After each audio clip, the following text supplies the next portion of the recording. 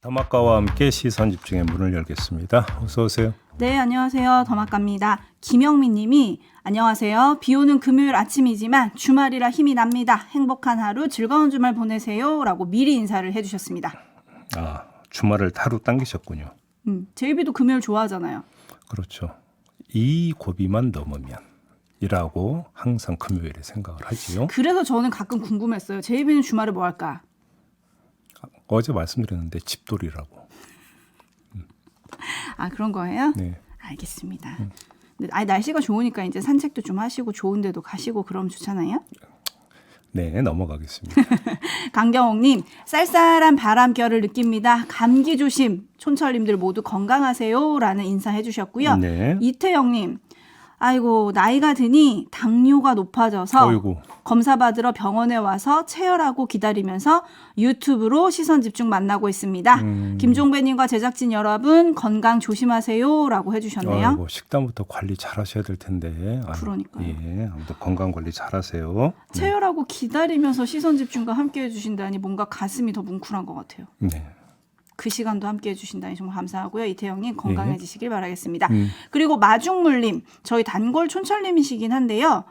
더마카가 얼굴을 공개하는 그날까지 시선 집중 응원합니다. 함께합니다. 라고 보내주셨는데 아, 너무 감사합니다. 이렇게 저희는 영원한 팬을 얻은 거예요.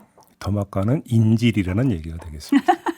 무슨 인질이에요. 이 얘기는 저는 영원히 얼굴을 공개할 생각이 없으니까 마중물님은 그때까지 아니, 함께 하신다는 얘기죠. 그러니까 그때까지는 못 떠난다는 얘기죠. 그렇죠. 아, 그런 면에서 인질. 아, 그런 인질이라면 뭐 좋죠. 알겠습니다. 네. 네, 알겠습니다. 그러다가 어느 순간에 공개가 되는 수가 있어요. 왜요? 세상은 항상 모든 게 계획대로 움직이는 건 아니에요. 항상 우연한 사건이 세상을 뒤집어 놓기도 하는 법인데 뭐 어디서 우연히 찍힐 수도 있지 뭘 그런 거죠. 아, 뭐 그럴 수도 있겠죠. 그럴 수도 있겠지만 최소한 이 스튜디오 안에서 공개되는 일은 없을 거다. 저는 제 얼굴을 사수하겠습니다. 글쎄요. 네. 네. 아이고, 네, 알겠습니다. 제이비타임즈 이제 본격적으로 시작을 해야 되는데요. 예. 오늘 주목할 첫 번째 뉴스 어떤 걸까요? 이철규 국민의힘 사무총장이 개각과 관련해서 이런 말을 했습니다. 우리 당에서 장관 교체 건의도 드렸고 추천도 했다. 특히 신원식 국방장관 후보자는 당이 추천했다. 이렇게 말을 했고요. 또 하나의 뉴스가 있었습니다. 국민의힘이 용산의 수석부터 행정관까지 수십 명의 리스트를 작성해서 윤석열 대통령에게 전달을 했다고 합니다. 내년 총선을 위해서 당으로 복귀시켜달라고 요청을 한 건데 이에 대해 대통령실 핵심 관계자는 대통령실 참모진 가운데 당에서 필요한 사람이 있으면 얼마든지 차출해도 좋다는 게 윤 대통령의 입장이다. 이렇게 전했습니다. 네, 근데 이 두 가지 소식을 한데 모은 이유가 있을 것 같은데요. 두 뉴스에서 얼핏 보여지는 모습은 당의 주도권 행사입니다. 당이 개각도 요청해서 관철시켰고 장관 후보도 추천해서 반영됐고 차출까지도 요청을 했다는 거 아니겠습니까? 대통령의 비서들을. 그렇지 않습니까? 네. 보여지는 모습은 당이 이끌고 용산이 따라가는 모습 아니겠습니까? 그런데 과연 이건 진상일까 가상일까? 이게 궁금한 거죠. 어쩌면 진상과 가상을 가르는 것 자체가 이분법에 빠진 헛된 시도일지도 모른다라고 하는 게 저희 잠정 결론인데 왜요? 용산과 국민의힘은 상대적 자율성을 가진 다른 주체라는 전제 위에서 진상이냐 가상이냐 이런 물음이 성립이 되는 건데 근데 그게 아니라 용산과 당이 일심동체라면 그럼 뭐 끌고 따른다 이런 설정 자체가 의미가 없어지는 거 아니겠습니까? 그렇겠죠. 그렇죠. 따라서 이 보는 관점에 따라서 세상사는 달리 보인다 이런 이야기가 되는 건데 보는 관점이 성립되는 또 하나의 측면이 있습니다. 이른바 용산 사람들 리스트인데요. 자, 그들이 용산을 떠나서 선거판에 나선다는 점에서는 차이가 없는데 그 과정이 차출이냐 파견이냐라고 하는 것은 커다란 차이가 있습니다. 이 역시 보는 관점의 차이 아니겠습니까? 바로 이 문제의 기초에서 파생되는 문제가 하나가 더 있는데 그것까지 마저 말씀을 드리겠습니다. 뭐죠? 당이 총선 출마용 차출 대상자로 추렸다는 사람들. 자, 그러면 이들이 당으로 오면 당은 이들을 어떻게 대우하는 걸까요? 전략 공천을 하는 겁니까? 아니면 경선에 붙일 테니까 알아서 통과하라고 하는 걸까요? 뭘까요? 물론 후자라고 봐야 되겠죠. 그렇지 않겠습니까? 근데 후자라면 이 용산 사람들이 총선에 나가도 되고 안 나가도 된다는 판단을 깔고 있다는 이런 해석이 성립이 되잖아요. 그런데도 굳이 리스트를 작성해서 차출을 요청해야 하는 걸까라는 생각을 한번 해봤던 거죠. 그냥 저 나가고 싶어요 하면 그래 그럼 경선에 끼워줄게 하면 되는 거 아니냐라는 생각도 한번 해봤던 겁니다. 뭐 듣고 보니 그런데 100% 모든 지역 경선 뭐 이럴 수 있잖아요. 이런 얘기들이 또 있었거든요. 네. 네. 근데 이러면 당에서 리스트를 용산으로 보낸다고 한들 그 리스트에 적힌 사람들이 가겠습니다. 할까요? 그러니까요. 차출과 경선 그 중간 어느 지점에서 그러면 조화책을 찾을 것이냐 뭐냐 이게 궁금하다. 이걸 말씀을 드리는 겁니다. 네, 관련 보도에 여권 핵심 관계자의 이런 말이 있더라고요. 대통령실 인사라고 당에서 우대하는 건 없지만 이원모, 주진우 비서관은 검사 출신이 아니라 우리랑 같이 정권을 만든 사람으로 봐야 한다. 문재인 정부 수사를 하면서 전 정권과 맞선 건데 웬만한 정치인보다 낫다. 여기서 이제 또 하나의 그건 포인트가 전혀 다른 얘기죠. 이른바 용산 사람들이 아니라 검사 출신들. 이거 아니겠습니까? 그렇죠. 근데 검사 출신이면서 현재 용산의 핵심이잖아요. 그렇죠. 근데 제가 조금 아까 드렸던 말씀은 수십 명이라고 하길래 드리는 말씀입니다. 그러니까요. 네. 거기서도 뭔가 결이 나눠지나? 저는 또 이게 또 궁금했는데 근데 이 보도에 이런 말도 있더라고요. 어쨌든 당 사무총장이 공천의 실무를 총괄하는 거잖아요. 네. 근데 이철규 사무총장이 의원들 단체 채팅방에 이런 공지를 날렸대요. 당과 대통령실 사이에 총선과 관련해 명단을 주고받은 사실이 전혀 없었다. 그럼 이거 오버라는 얘기입니까? 뭡니까? 근데 오보고 정정보도 얘기는 없었던 것 같은데. 아니 그리고 대통령실 핵심 관계자의 멘트까지 나왔잖아요. 이게 같은 보도에 있습니다. 대통령실 핵심 관계자 말과 네. 이철규 사무총장 이 말이 같은 보도에 있는데요. 어쨌든 좀 지켜봐야 될 일이고요. 이철규 사무총장 얘기가 나왔으니까 또 개각을 언급을 했으니까 짧게 이것도 좀 짚어보죠. 신원식 국방부 장관 후보자 과거의 발언들이 계속 지금 소환이 되고 있고 논란이 되고 있습니다. 이게 한두 건이 아니어가지고 네. 여기서 다 전해드릴 수는 없고 자 하나만 뽑아서 한번 포인트를 짚어서 이야기를 해봅시다.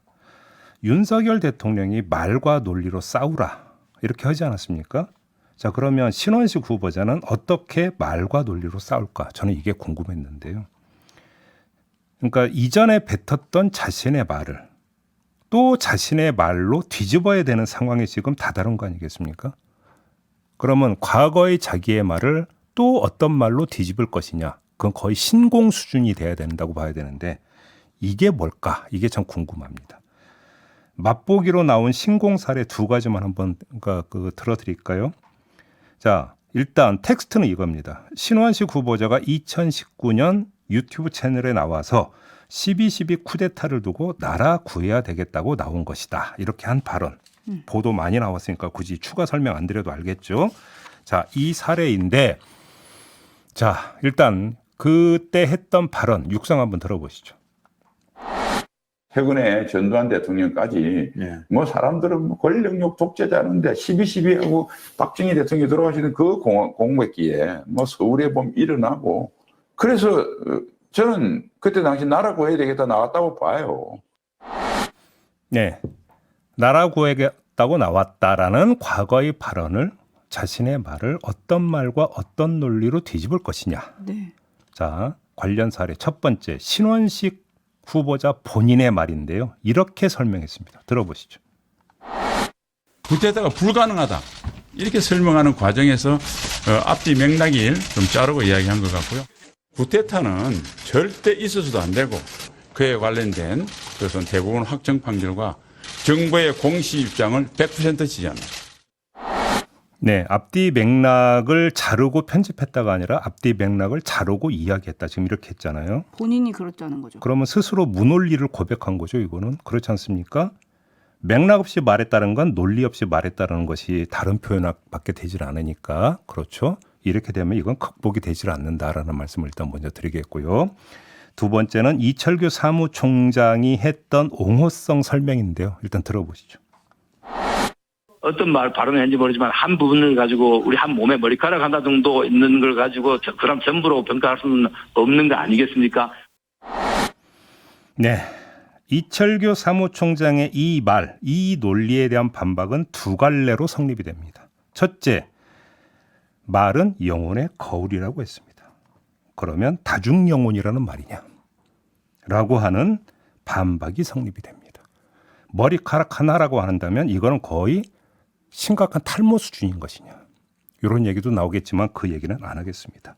둘째, 그냥 그렇다 치고 그럼 홍범도 장군은? 제가 이렇게 한번 되물어 보겠습니다. 왜? 문제 삼는 공산당 가입은 그러면 머리카락 몇 월에 해당이 되는 걸까요? 제가 이렇게 한번 반문을 던지는 이유가 뭐냐면 12.12 쿠데타는 헌정 파괴 행위였습니다. 그냥 뭐 어디 가서 경범죄 저지른 게 아니라 대한민국의 헌정을 파괴했던 중대 역사적 사건입니다. 그거를 머리카락 한 놀로 비유하면서 옹호를 한다면 국권을 회복하기 위한 방편으로 공산당 가입한 것은 그럼 머리카락 몇 월에 해당이 되고 저 월에 올리면 어떤 게 더 중하냐? 저는 좀 이걸 물어보고 있는 거거든요. 거기에 따라서 얘기가 달라지는 거 아니겠습니까? 그다음에 참고 삼아 하나만 더 말씀을 드릴까요? 지난 대선 과정에서 윤석열 대통령의 발언이 논란이 됐던 게 여러 가지가 있었는데 그 가운데 하나가 이른바 전두환 옹호성 발언이라는 게 있었습니다. 그렇죠. 그때 뭐라고 했습니까? 군사 쿠데타와 5.18만 빼고 정치는 잘했다라는 평가가 있다라는 발언이었습니다. 이걸 전두환 옹호성 발언이라고 언론은 다수 보도를 했는데 이 옹호성 발언에도 불구하고 군사 쿠데타는 문제가 있었다고 윤석열 대통령도 지적을 했던 겁니다. 근데 그거를 옹호했던 발언을 한 게 신원식 후보자입니다. 이걸 어떻게 받아들여야 되는 겁니까? 그리고 그런 사람을 국방장관에 기용한 윤석열 대통령의 인사 바인드를 어떻게 읽어야 되는 겁니까? 여기까지 하겠습니다.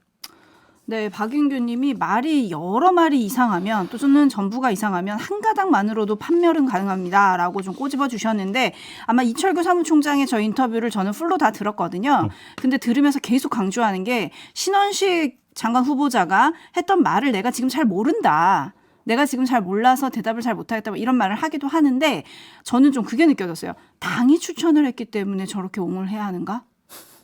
아까 전해드렸죠. 네. 신원식 후보자는 당이 추천을 했다. 그러니까요. 네. 그 생각도 들었는데 지금 윤석열 대통령 말씀하셨잖아요. 지금 신원식 국방부 장관 후보자와 윤석열 대통령을 연관짓는다고 해야 할지 그런 보도들이 좀 몇 개가 있어요. 일단 지난 대선 국면에서 윤석열 후보에게 영원의 후원을 했다. 대신 유승민 후보에게 네, 저도 그 보도 많이 후원을 했다. 이 보도도 천만 원인가? 네, 이 보도 나왔죠. 네. 그리고 또 3년 전에는 한 보수 월간지와의 인터뷰에서 군 미필자가 대통령 되는 것에 원칙적으로 반대한다. 이런 입장을 또 밝히기도 했더라고요. 요 말에 대한 또 부정하는 말은 이런 거겠죠. 원칙적으로 반대하지만 특수한 상황도 있을 수는 있다. 뭐 이렇게 나오지 않겠습니까? 그런 거? 네. 그럴 수도 있겠네요. 그리고 어제 성일종 국민의힘 의원은 자연인일 때 한 발언이다. 뭐 이걸 강조를 했잖아요. 네. 이게 국민들한테 설득력이 있을까요? 왜냐하면 여러 말들이 청문회까지 계속 나올 거 아니겠습니까? 제가 앞서서 영혼을 언급하지 않았습니까? 영혼은 건전지가 아닙니다. 갈아 끼우는 게 아니라는 말씀입니다. 자연인일 때의 영혼의 건전지와 공인일 때의 영혼의 건전지가 그렇게 마음처럼 쉽게 갈아 끼워지는 건 아니다. 이런 말씀으로 대신하겠습니다. 네, 어쨌든 출근길에 무슨 말을 할지 당분간은 계속 뉴스가 될 것 같습니다. 저희도 시선 집중하겠습니다. JB타임즈 다음 주목할 뉴스 어떤 겁니까? 민주당이 오늘 최고위원회의에서 이종섭 국방장관 탄핵소추 발의 여부를 최종 결정한다고 합니다. 어제 의총이 열렸는데 이 자리에서는 선거법 토론이 길어져서 탄핵 논의는 하지 못했다고 이렇게 지금 보도가 나오고 있던데요. 의총이 끝나고 나서 이소영 원내 대변인이 브리핑을 했는데 이종섭 장관에 대해 충분한 탄핵 사유가 있다고 보는 건 일치된 의견이고 널리 공감대가 있어 당 지도부도 탄핵을 추진하겠다고 결정했던 거다. 다만 이후 이 장관이 사의를 표명하면서 당내 이견이 생겼다라고 전하면서 이런 말을 했는데요. 들어보시죠. 최근 북러 회담이나 북한의 미사일 발사나 이제 이런 상황들에서 이제 안보에 대한 국민들의 우려도 존재할 수 있기 때문에 그래서 이 두 가지 의견을 종합적으로 판단하고 오전에 결론을 지을 예정입니다. 네, 탄핵에 대한 공감대는 있는데 안보 공백에 대한 우려도 있다. 뭐 이런 얘기인 것 그러니까 같아요. 지금 그 이소영 원내대변인이 했던 게 바로 이견. 탄핵 소추에 대한 이견의 논리가 이거라는 거잖아요. 네. 그러니까 북러 회담이나 북한 미사일 발생 안보 문제가 불거졌기 때문에 지금 좀 그 균형 있게 잘 고려해야 한다. 뭐 이런 이야기가 뭐 국방위원들을 중심으로 나오고 있다. 이런 보도가 있었는데 아마 이걸 언급을 한 것 같은데요. 자, 이 부분에 대해서 짧게 말씀을 드리겠습니다. 탄핵 소추를 최종적으로 발의를 하든 하지 않든 이건 팔 수 없는 찐빵이 돼버렸다. 이런 말씀을 드리겠는데요. 장관에 대한 탄핵 소추는 비상한 결단입니다. 철되면 나오니까 오는 각설이 같은 게 아니라는 겁니다. 비상한 결단은 쾌도난마의 단호한 행동으로 나타내야 하는 법입니다. 그런데 타이밍과 관련해서는 엉거주춤하다가 타이밍 잃어버렸고 탄핵 사유와 관련해서는 이런 얘기 저런 얘기 나오면서 당 전체적으로 볼 때 좌고우면하는 모습을 보이고 이렇게 돼버리다 보니까 비상함은 국민들한테 호소되지 못하고 오히려 이상함만 인식되어 버리는 상황에 내몰려 버렸다. 그래서 탄핵소추 발의를 하든 말든 팔 수 없는 찐빵이 돼버렸다. 이런 평가를 안 할 수 없다. 이런 말씀을 드리는 겁니다. 네, 데이지 님도 빛의 속도로 할 거면 했어야 된다. 뭐 속도가 많이 늦었다. 촌철님들은 이런 얘기가 많이 들어오고 있는데 국민의힘은 또 장관 해임을 요구해 놓고 탄핵으로 교체를 막겠다는 건 모순이다. 또 이런 비판을 좀 하기도 했더라고요. 근데 탄핵과 특검, 뭐 민주당은 일단 이 두 가지를 다 추진을 하고 있는 상황이라서요. 박광원 원내대표의 말을 좀 잠깐 들어보시죠. 수사 외압 의혹에 대해서 누가 책임을 져야 한다는 것입니까?